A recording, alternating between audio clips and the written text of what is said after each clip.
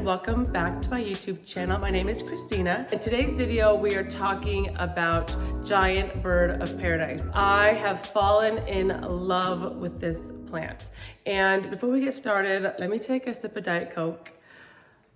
So I lost my voice for about 2 weeks, and so my voice feels tired. I don't know if it's allergies or if I was sick with something, or screaming, playing pickleball.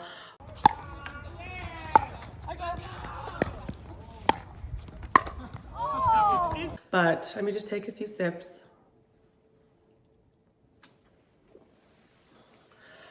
Okay, we're ready. Okay, giant bird of paradise. This all started with a random trip to Lowe's, and I stumbled across these. I've seen them, I just didn't quite know what they were.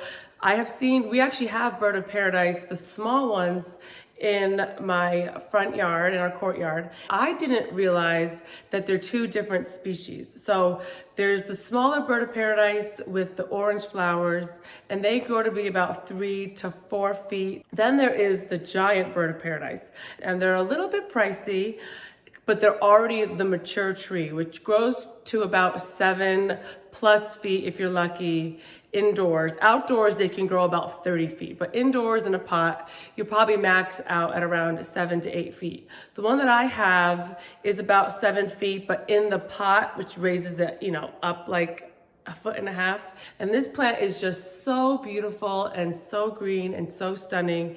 And just sort of on a whim, I bought it and brought it home with me, not quite knowing how to take care of it, other than the placard that Lowe's had in front of it, which said 6+ hours of direct sunlight. And I have lots of natural sunlight in my house, but I decided to just take the plunge and buy the mature tree because I just wanted that in my house. I wanted the full height. I have a corner of my house that needed this beautiful tree. It was calling my name. So the one that I have is actually potted with 2 of them together, which gives a really full look. I know you can plant several in a big pot, and that just makes it look extra full and big. I definitely recommend that.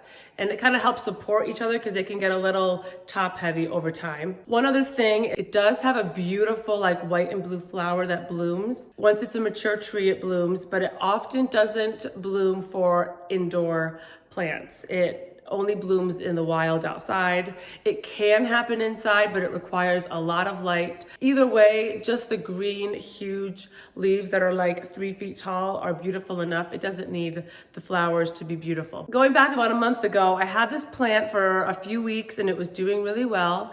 And then I went and filmed that video where I walked around Restoration Hardware, which I'll link up here somewhere.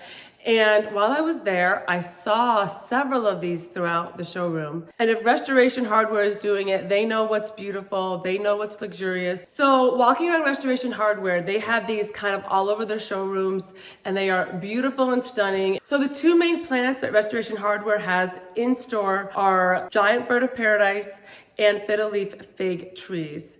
And they look beautiful in there, and I want my house to look like a Restoration Hardware.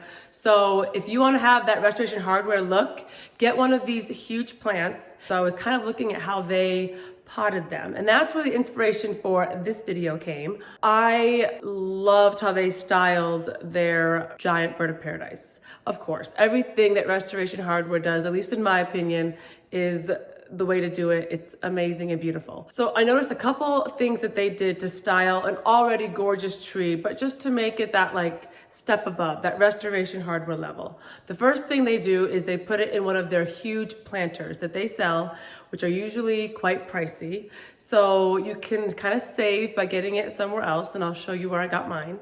Then they actually add in faux tree. So I thought this was quite clever. They have the real one, it is real, I touched it, it is a real tree, but they add in fake bird of paradise within it. And it just makes it that much more full. And I wouldn't do this in my home, but I can see why they would do it. It makes it that much more plush and full. And it's kind of a clever trick because the real tree makes the fake stuff look real. So if it was all fake, it would definitely look fake, but intermix with the real. It's kind of a clever idea. And then the next thing that they do is they add moss into the planter to kind of cover up the dirt. Once I saw how they did these restoration hardware, it just gave me the motivation to come home and find a pot and put some moss in and style my bird of paradise. I'll show you how I did it. There was a few little tricky parts where I want to keep it in the grower's pot because that helps for better drainage. And if I ever want to change the pot or move it in my house, it makes it so I can move it. It's still really heavy and really big. So I have this sort of odd space between the grower's pot and then the decorative pot that I have, which I found at Lowe's. And I'm quite impressed with the ones I found at Lowe's. They are cement and kind of like rough, rustic looking, which I kind of like bringing into my quite modern space. It kind of adds a different element to it. And I have a lot of like gray and black. And so I like that it's sort of a slightly tan terracotta color, just sort of added a different dimension and color to my house. So I definitely recommend the Lowe's planters. So I had to kind of DIY some cardboard and I stuffed some papers down in between my planter pot and the bigger pot so that I could place the moss on top. All right, so it's not perfect. That's the thing with the sheet moss. It sort of can be a little bit rigid at times, but I'm hoping with just sort of playing with it and maybe even the next time I water, making sure it gets a little bit wet, helps it kind of like form into the other ones. But from a distance, I think it looks really good. And, oh, I'm loving how it looks. And it just makes it look really pulled together, really high end, very restoration hardware, which is what I would love my house to look like. So yes, really pretty technique. So you could do like balls of moss. There's different types of moss. So whichever is your preference, choose that. I just happen to have the sheet moss. And with that, it looks very streamlined, but you can kind of see the lines sometimes. So I tried my best to sort of mesh them together. And then I went in with a spray bottle and kind of dampened it because it's quite dry.